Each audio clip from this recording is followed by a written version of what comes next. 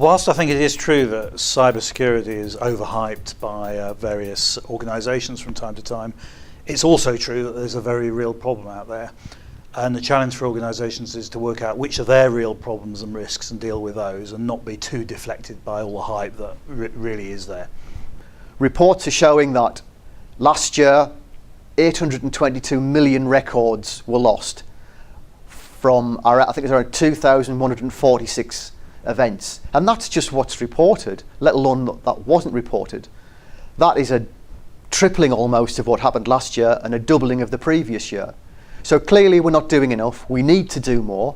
We need to help security be much more inherent in what we do. It needs to be on by default rather than an option you switch into. We need to have a secure by default approach that goes along with the digital by default agenda.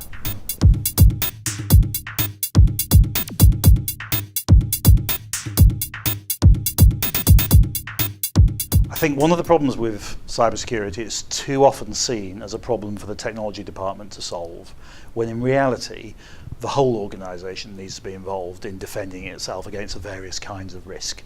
Because much of a solution to cybersecurity challenges and risks is around user behaviours. It's around information security awareness. It's around what people do with information on their own devices. And some of that stuff the technology department can't just fix by themselves. It is therefore as much a boardroom issue as it is a CIO issue. A lot of the C-suite are simply being inactive. They have an understanding, but they're not taking that strategy far enough, and they're not taking that into action. And one of the things we're doing in Fujitsu is helping our customers how they can do that.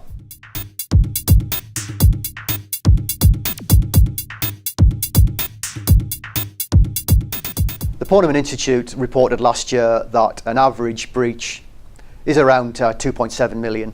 The smallest was about $500,000. The largest was 50 million plus. So it's quite easy to see that information and get that data. What's worrying is a lot of organisations are prepared to spend that money after the event.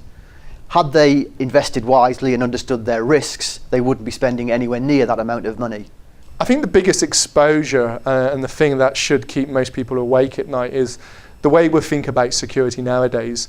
Most people think about, breach prevention. Personally, we need to change this way of thinking and think about breach acceptance. So by moving security closer to the data, encrypting our data, doing key management, and adding appropriate access control to the data will let people sleep easier at night. The impact can be quite significant. You could end up losing your business, especially when assets are seized or as part of an investigation. Your reputation and revenue could easily be significantly impacted.